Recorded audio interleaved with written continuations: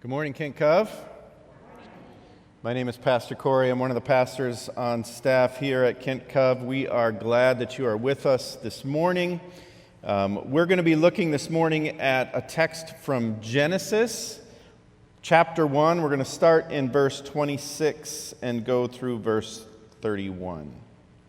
Genesis reads, "Then God said, 'Let us make mankind in our image, in our likeness, so that they may rule over the fish in the sea and the birds in the sky, over the livestock and all the wild animals, and over all the creatures that move along the ground.' So God created mankind in his own image. In the image of God he created them, male and female he created them. God blessed them and said to them, 'Be fruitful and increase in number, fill the earth and subdue it. Rule over the fish in the sea and the birds in the sky and over every living creature that moves on the ground.' Then God said, 'I give you every seed-bearing plant on the face of the whole earth, and every tree that has fruit with seed in it. They will be yours for food. And to all the beasts of the earth and all the birds in the sky and all the creatures that move along the ground, everything that has the breath of life in it, I give every green plant for food.' And it was so. God saw all that he had made, and it was very good. And there was evening, and there was morning, the sixth day." Please join me in prayer. Bless us this day, O Lord, with vision. May this place be a sacred place, a telling space, where heaven and earth meet. Amen.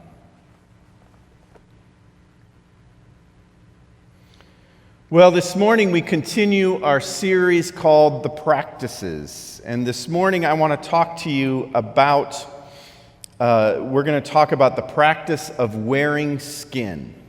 And what this means is we're going to talk about what it means to be human, what it means to have a body.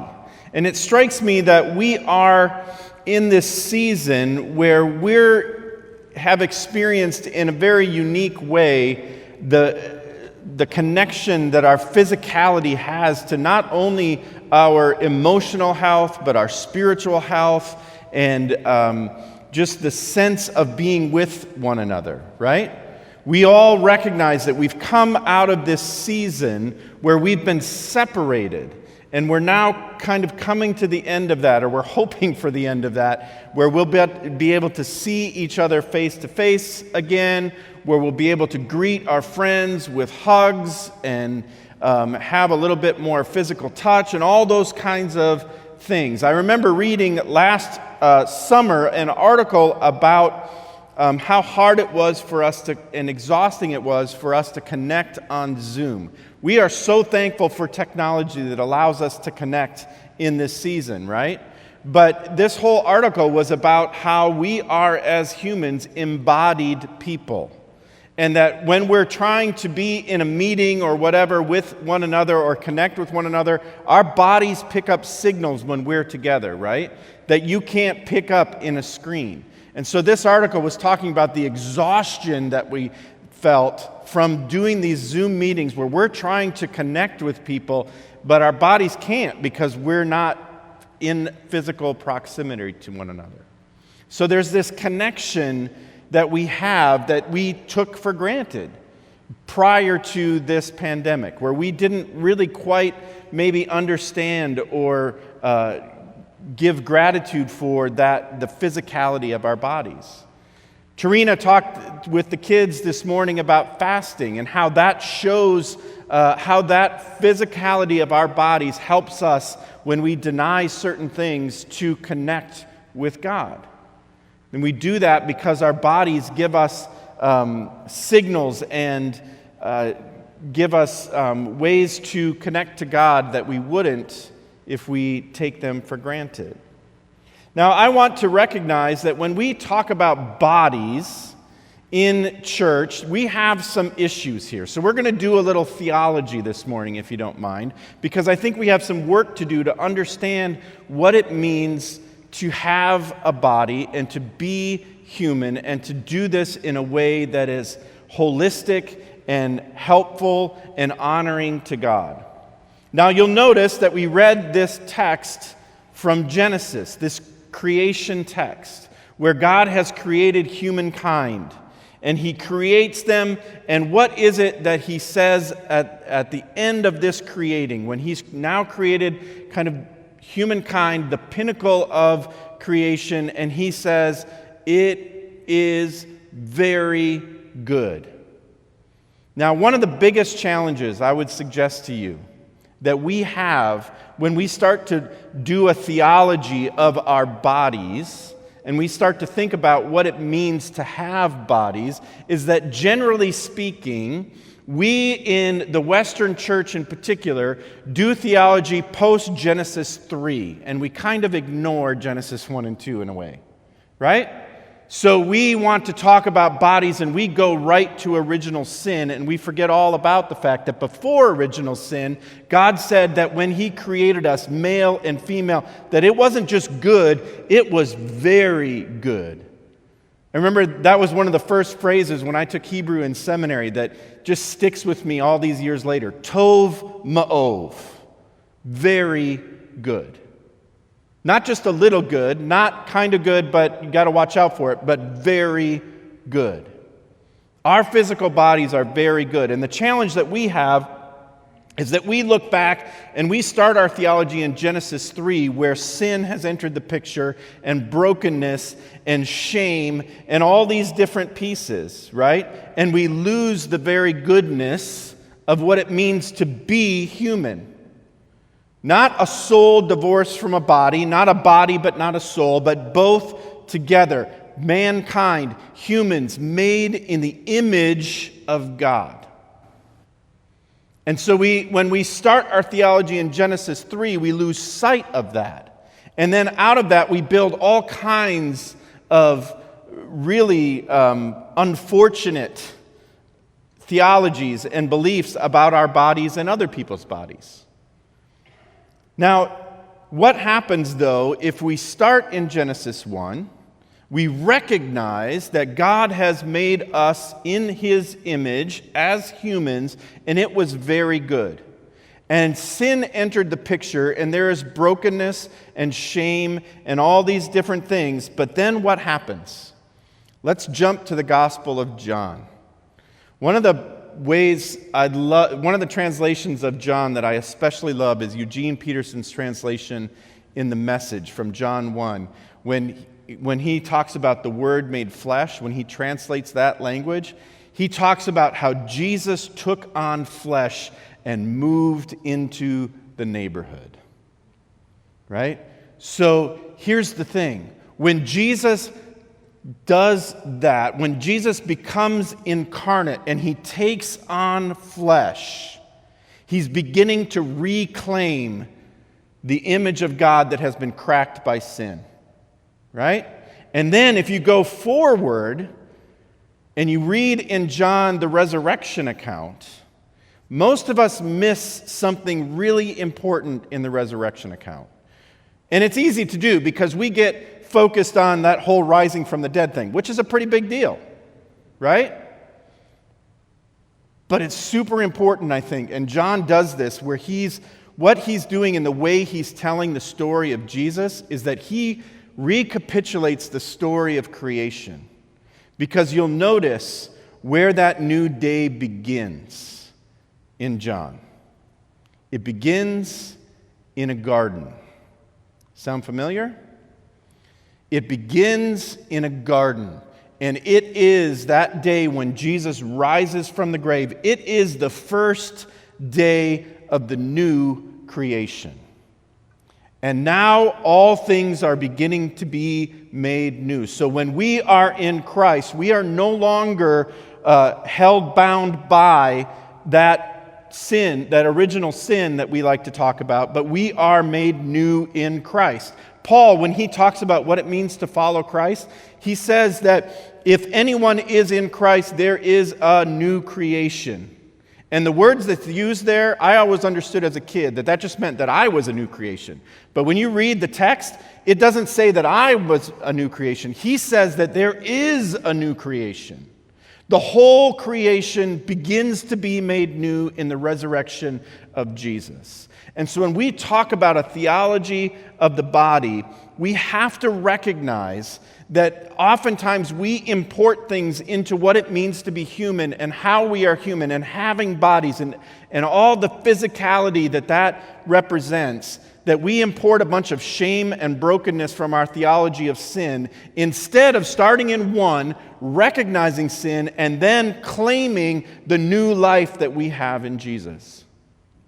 And so as we think about what it means to be in a body, we recognize that in our culture and in our way of thinking, we are, in general, both obsessed with and completely uncomfortable with our sheer physicality, right? Especially in the church. We start talking about bodies and everything that entails, and people start to get a little fidgety, right? I mean, this is uncomfortable because it has to do not just with the physicality of our bodies, but the gender of our bodies and our sexuality and all those things that come with it, right?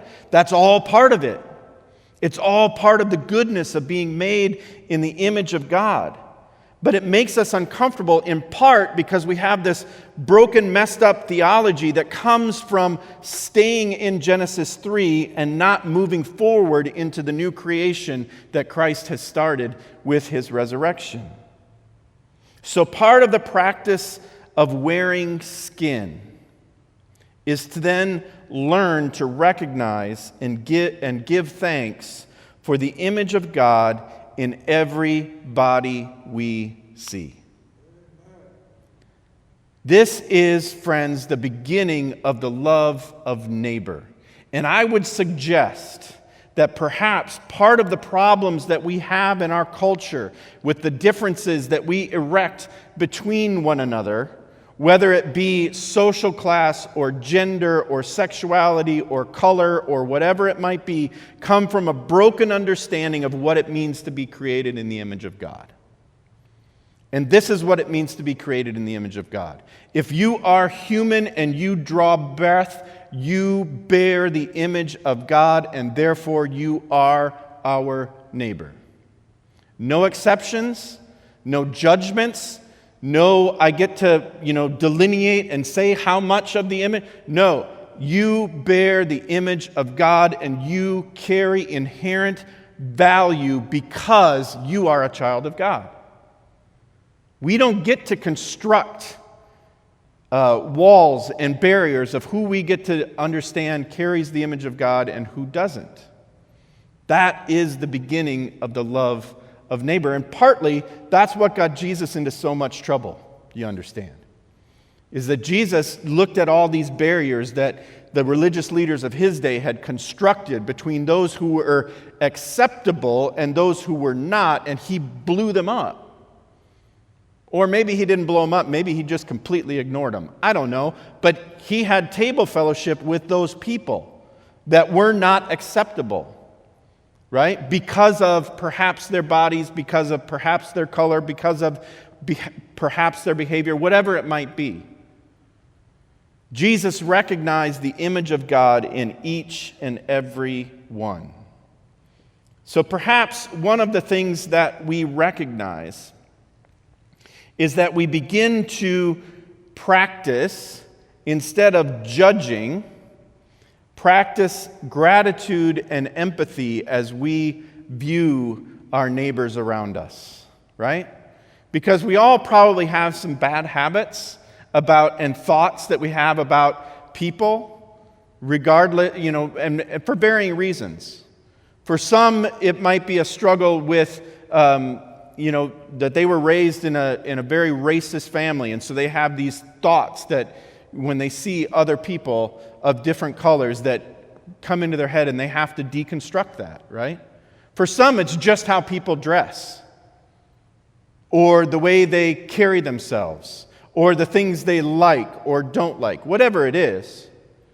So instead of judging, we begin to practice gratitude and empathy and recognizing that this person, whether we understand them or not, whether we approve of them or not, whether or not we have any capacity to love them, we recognize that they are made in the image of God. And that alone means that we love them because Jesus commanded that we love our neighbor as we love ourselves. That is the beginning of what it means to be human and to have a body. Now, I want to say, and this may seem like a bit of a left turn, but one of the challenges I think we have in the church with physicality and embodiedness is that we tend to, especially for women, we tend to sexualize all bodies, right? So I want to say very carefully, men, young men, old men, middle-aged men, listen very carefully. Women are not responsible for our thoughts about their bodies. Women are not responsible for our thoughts about their bodies. We are, full stop. Now, we can have conversation about this, but if you look at the Beatitudes, when Jesus says that if you look at another person or a woman with lust, you've already committed lust in your hearts, you'll notice he does not give any exceptions. He doesn't say that, well, depending on how they're behaving, depending on what they're wearing, depending on he just says, if you look with lust, you've committed adultery in your heart. He doesn't give us an out. So, men, we are responsible for our thoughts. And we could go a whole lot of different directions with that, but that is super important in our culture. We need to honor our sisters as image bearers of God. We don't get to decide how that works. We simply get to love our neighbor as ourselves. Now, moving forward, one of the things that we recognize, and this is another place where we get a little wonky in our theology, or at least how it gets worked out, is that we talk about our faith and we talk about the gospel and we talk about following Jesus as this, that ultimately we do so because we want to go to heaven when we die. I always like to describe salvation and going to heaven as we die as the gravy on the mashed potatoes, not the mashed potatoes, right? The mashed potatoes are what happens now. We are in the kingdom of God now. Jesus didn't come to give us an abundant life one day. He came to give us an abundant life today. And so we believe, if you'll remember, those of you who are raised in church and know the Apostles' Creed, which we recite frequently when we have communion, it doesn't say that we believe we'll go to heaven one day when we die, right? It says we believe in the resurrection of the body. The body.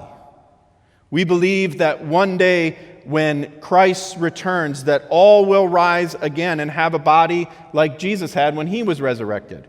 Now, to be fair, we don't understand that. I don't know what it looks like. You don't know what it looks like. Anybody who tells you they understand what Jesus' post-resurrection body was like or how it worked is making stuff up, because they don't. Right? It's a pretty singular event. But we say that we believe in the resurrection of the body. We've uttered this confession of faith for centuries in the church. In other words, our bodies are with us for the long haul, right? And so we need to learn what it means to wear skin. So the first step in wearing skin is to learn gratitude for the wonder of our human bodies. The implications of our humanness, including our physical bodies, are huge, and they have massive implications for how we love our neighbors as ourselves. As you can see, if you start thinking about this, it's very easy to see that the implications of understanding that every human being who walks the earth was created in the image of God changes everything. And unfortunately, I think we've lost sight of that. We come up with all kinds of caveats and exceptions and places where there are limitations. But the reality is none of that is biblical. The only thing that's biblical is that humans are made in the image of God, and we are called to love one another and to love our neighbors. So I wanted to give some practices for us as we think about, just at its most basic level, what it means to wear skin, what it means to have a body. Some of these are all fairly basic, but I think good reminders as we seek to live into the wholeness and to practice what it means to have faith. The first practice I'm going to give you is this: give thanks for your body. Have gratitude for your body, no matter what its current condition or challenges are. I recognize this is difficult, right? For people of all ages. Whether we're a young person just kind of experiencing the changes in our body and how we used to look like a kid and now we don't anymore, or whether we're, middle-aged and stuff's starting to head a different direction, or whether we're older and stuff's already there in a different direction, right? We have to learn that gratitude of our bodies, no matter what its current conditions or challenges are. Barbara Brown Taylor, who's a wonderful author, says this in her book, Altar in the World, about appreciating your body. She writes, "Whether you are sick or well, lovely or irregular, there comes a time when it is vitally important for your spiritual health to drop your clothes, look in the mirror, and say, 'Here I am. This is the body like no other that my life has shaped. I live here. This is my soul's address.' After you have taken a good look around, you may decide that there is a lot to be thankful for, all things considered. Bodies take real beatings.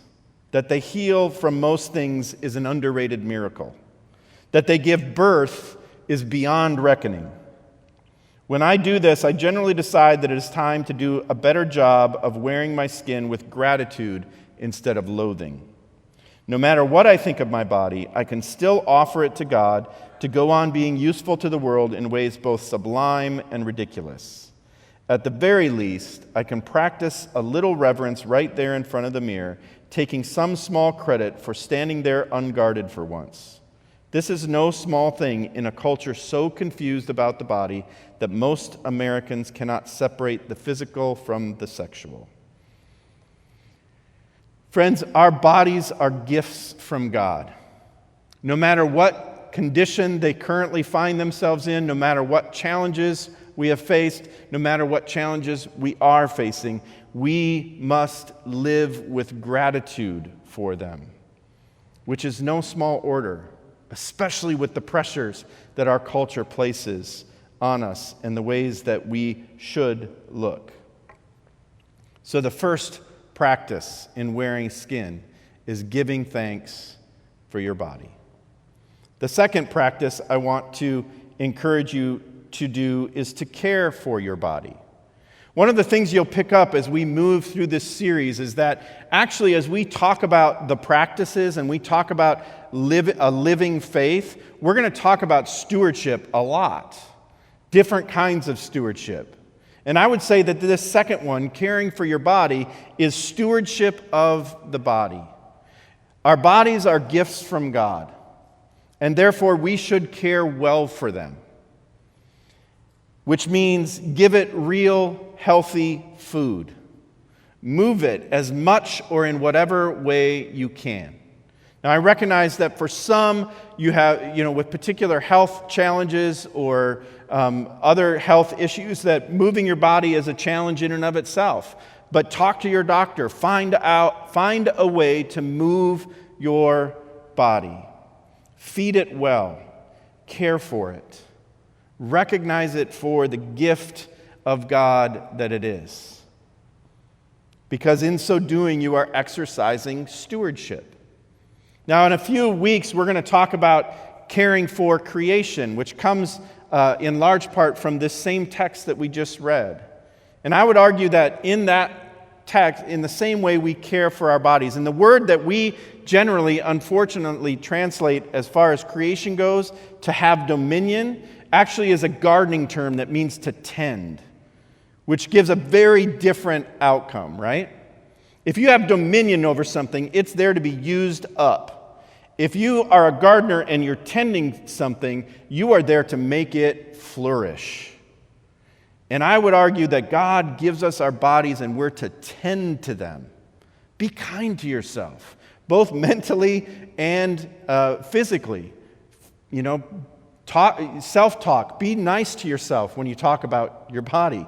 You know, I mean, if there's some remodeling that needs to take place, well, fine, but don't beat yourself up about it.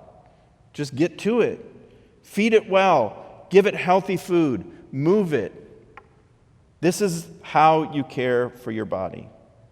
The third body practice that I want to talk about is using your body to serve God and neighbor, right? Part of the reason I believe that God gave us hands and feet and bodies is to love one another well. We do that by, meeting together, by loving our families and our friends, by expressing our love physically, by hugs. And have we ever had a time, well, we haven't, where we've missed that more? Even those of us who maybe aren't the most touchy-feely of people, by the end of this season are ready to experience the hug of a friend, or the handshake of a friend, or just physically being together and being able to see one another face to face. Use your body to serve God and neighbor to the very best of your ability. Whether that means carrying your neighbor's burdens, bringing them food, whatever it might be. You know an opportunity when it presents itself. Use your body to care for and love your neighbor.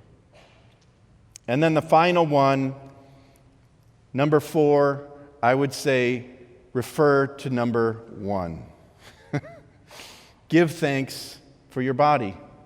Have gratitude for the beautiful gift from God that it is.